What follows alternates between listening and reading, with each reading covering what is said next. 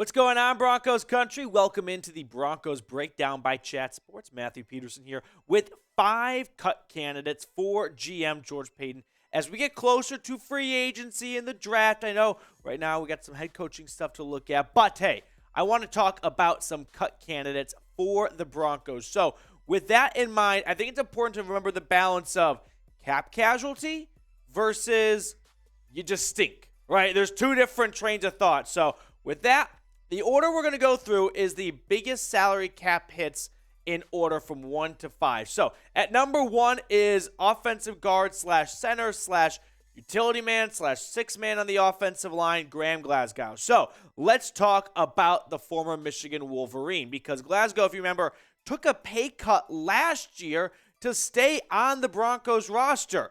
Ultimately, worked out decently well for him. He got a good amount of starts in at center after Lloyd Cushenberry went down. Spent some time at right guard when Quinn was hurt early on.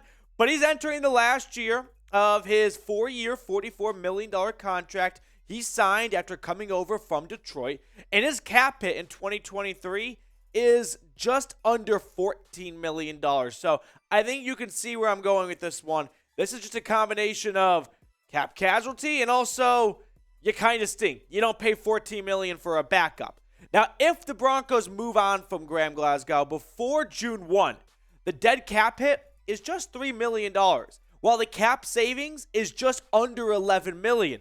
$10.9 million is a good amount of savings for a backup center / guard. Now, maybe that number comes down if he agrees to a pay cut like he did last year, so keep an eye on that, but I could really see this ultimately just being a cap casualty here.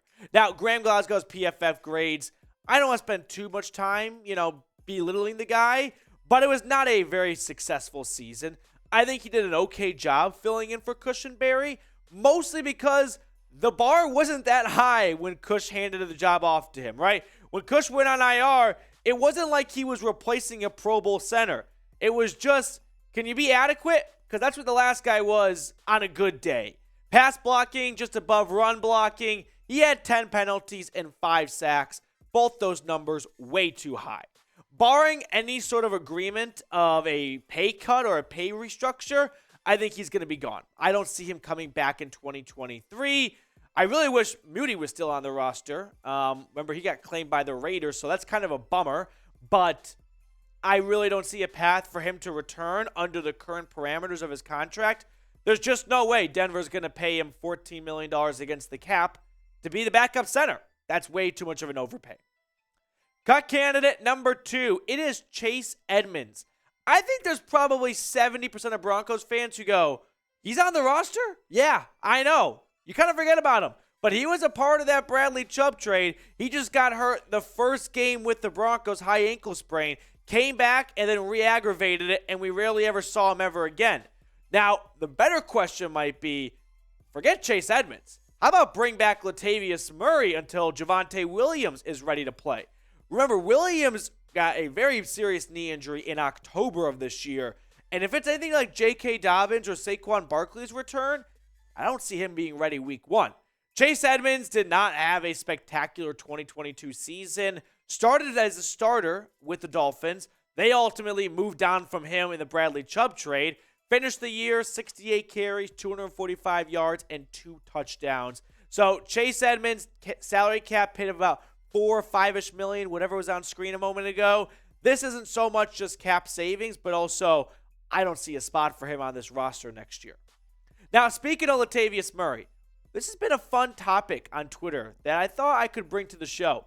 Would you re-sign Latavius Murray? I know he's a bit older, but as long as it's not the Melvin Gordon approach and it's, hey, we don't have a better option. Javonte Williams, I don't think is going to be ready for the first quarter of the 2023 season. Williams was, dare I say, the second best player on offense this year, and he wasn't even on the team for most of the season. Jerry Jeudy probably number 1. Can't be Russ. I think it might have been Murray. That's really sad.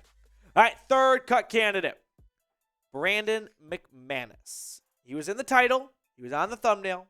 Might have been the reason why you clicked onto today's video. This is a tough one, right? Brandon McManus has been an institution with this team for nearly a decade now. Started his career with the Broncos in 2014, and he is coming off, in my opinion, the worst statistical year of his career.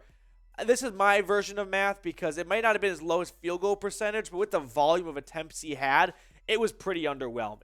He's also the only remaining player on the roster from the 2015 Super Bowl. So he is sort of the last little bit of winning in the roster. No one else has experienced it like McManus has. His cap hit, by the way, $4.9 million. But like I was saying, this season was not one to remember for really anyone on the roster, but maybe McManus more so than others. He went 28 of 36. Now, one of those is an asterisk because week 1, Hackett trotted him out for a 92-yard field goal, a 77.8 field goal percentage, and a long of 55. That field goal percentage, by the way, well, it ranked 30th out of 34 among qualified kickers. Not good. Ranking 30th out of 34 in anything doesn't really ever give you much optimism of he's coming back next season. So I don't think this would be necessarily a move to save some money. If you look at the finances, if the Broncos released him before June 1st, the dead cap hit is 2.4. That's livable. The savings is 2.5. So you're not saving a bunch of money like with Graham Glasgow. I think this would be sort of a Sam Martin, it's time to reset and move on type of move. I think there'll be a kicker in training camp competing with McManus. You're not going to save a bunch of money. Let's say you move on from him. You cut him. You save $2.5 million. You still have to find a kicker, and you're probably going to pay him the vet minimum or league minimum, right around $850,000, $900,000. So about $1.6 million in total net savings. So this wouldn't be a move to bring a free agent because we saved some money from McManus. No, this would be a, hey, you're getting up in the age column, which as a kicker is fine, but you're coming off a down year. Maybe your best days are behind you. Maybe it's time to go a different direction at kicker. So I want to ask you guys this question. Is it time to move on from McManus? This is a sad question because McManus has been a staple of this team for nearly a decade now. He's been the only consistent thing really for a long period of time, right? Ever since 2015, there's been a lot of low moments, a lot of down points, but McManus at least has been not necessarily the one shining moment, shout out CBS, but one positive thing over a long stretch of really bad Broncos football. Also, if you have not subscribed yet on the channel, while you're getting your votes in the comment section, hit that big red button and do so. I'm trying to reach 12,000 subscribers, and we are just under 400 subs away. We have been growing like crazy the last couple of weeks. So if you're looking for a Broncos YouTube channel this offseason, you found the right place.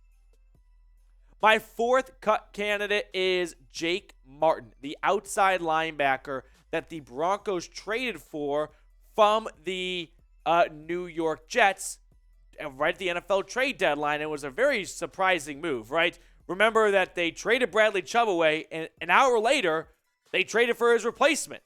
So no one really saw that move coming. Now, Martin played in 8 games. He was somewhat of a ghost, meaning didn't really notice him. I don't think anyone looks back and goes, oh, Jacob Martin, how could I forget that? He did not record a single start, which is a bit of a disappointment given that there wasn't a ton of great competition. You didn't have Randy Gregory, and Bradley Chubb just got traded, so you'd like to have seen him kind of push through a little bit. 14 tackles, 2 tackles for loss. I think he had a sack and a half as well.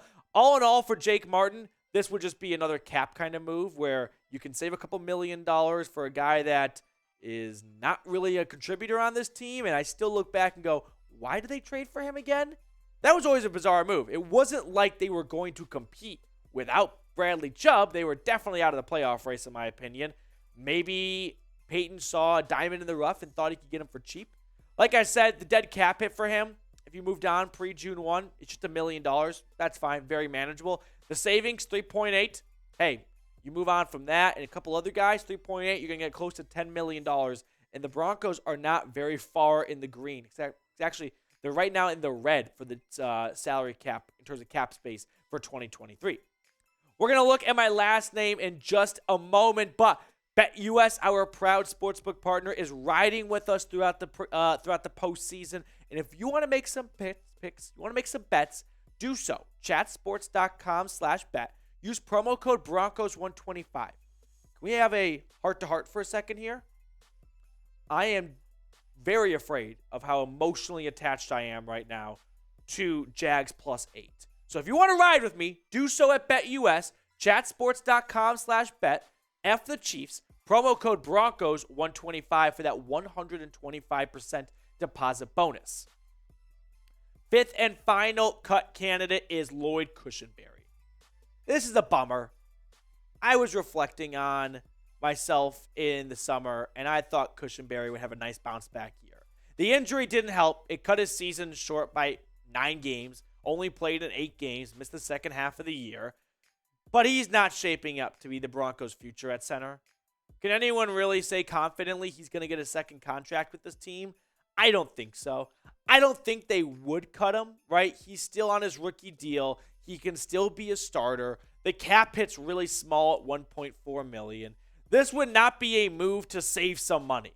You're not saving much by moving on from Cushenberry. This would be a cut candidate in terms of you're not a starting center for our team. We found someone else that is, and I think it's time to go our separate ways, right? Kind of like McTelvin Agim. So PFF ranked him 34th out of 39. That's not very promising. I think the takeaway from this part of it is this is not any sort of cap savings measure. No, this would be a, hey, you're not cut out to be a starter. We found a new center, and let's shake hands and move on. So we reviewed 5 cut candidates: Graham Glasgow, Chase Edmonds, Brandon McManus, Jake Martin, and Lloyd Cushenberry. Of those 5 guys, if you had to pick one to cut, who would it be? Let me know in the comments section below.